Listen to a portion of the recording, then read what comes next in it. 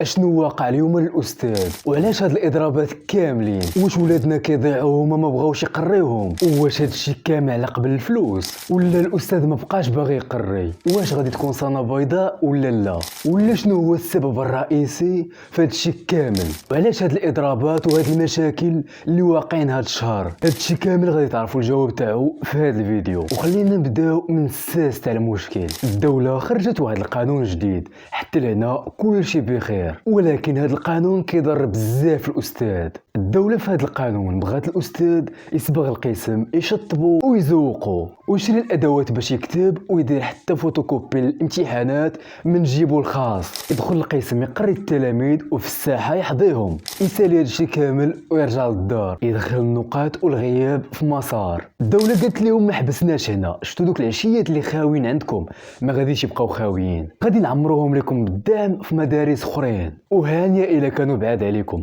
مصاريف التنقل عليكم نتوما ماشي علينا حنا، يعني الصباح في المدرسه والعشيه للدعم، وحتى نهار الحد ممكن يديروا فيه الدعم، وما غاديش يستافدوا من العطل تاع اسبوع، غادي يديروا فيها التكوينات. هاد التكوينات ممكن يمشي الاستاذ من 9 حتى للربعة تاع العشيه، ترونسبور والماكله وداكشي كامل من جيبو، وخاص يبقى حتى يكمل مفتش هضرتو عاد يخرج، وهاد الاخير اللي كيتخلص على هاد الخدمه فلوس صحيحه، والاستاذ كيرجع دايخل دارو. تخيلوا معايا هادشي كامل الدوله بغاتو من شخص، في المقابل نقصات لهم من التقاعد. مثلا فاش غادي تقاعدوا غادي يشدوا غير 40 ولا 50 الف ريال، اللي متاكد باللي كاملين عارفين بلي هاد المبلغ مستحيل يعيش به شخص في المغرب حاليا. المشكل الكبير هو العقوبات، فإلا ما درتيش شي حاجه من هادشي اللي قلت لكم غادي ينزلوا عليك بالعقوبات، والعقوبات ثقيله بزاف، وواحده منهم غادي ينقصوا لك الفلوس. اي يا سيدي، ديك 4 درهم اللي كيعطيوك في الشهر غادي ينقصوا لك منها، يعني ضرب تماره غادي تخلص،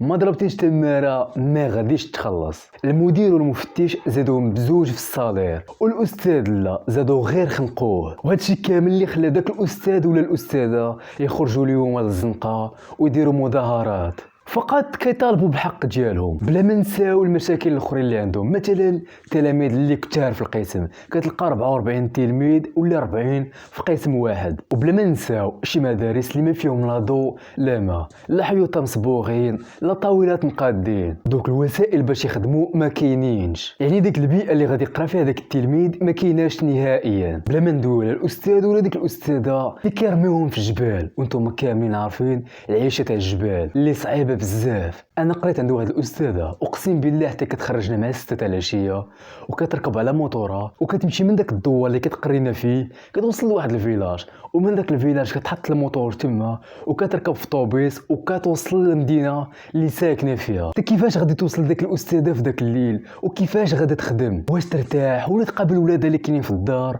ولا تفكر النهار الاخر الدراري الصغار اللي كيتسناوها في المدرسه؟ انا الصراحه معاهم في هادشي اللي كيطلبوا، حيت بالنسبه ليا الصحه والتعليم هادو اهم حاجه في البلاد. حنا باغيين شباب اللي يخدموا المغرب في المستقبل، فما حدنا باغيين الشباب اللي يخدموا المغرب، فخاص نتهلاو في هاد الناس باش يطلعوا لنا شباب في المستوى، ماشي نخنقوهم ونزيروهم. شنو واش باغي كلشي يولي يقري ولادو في المدارس الخاصه؟ حيت كيبان لي هاد الطريق غادي في هاد الاتجاه، حيت هاد الزيار كامل راه في شي شكل، فالمسؤولين ديروا شي حل. حيت بالنسبه لي قطاع التعليم هو اهم قطاع في البلاد كامله، حيت جيل على قدو غادي تخرجوا عليه بهاد القوانين تاعكم. وبالنسبه لسنه بيضاء راه مستحيل تكون. شنو بان لكم في هذا الموضوع الاصدقاء؟ الا كنتي باقي حتى لهنايا هبط للتعليق وقول لي الراي تاعكم. زائد المعلومات كاملين سمعتوا في هذا الفيديو ماشي من عندي انا، وانما من عند واحد الاستاذه اللي سميتها كوثر، اللي كنوجه لها التحيه من هذا الفيديو. هادشي اللي كان.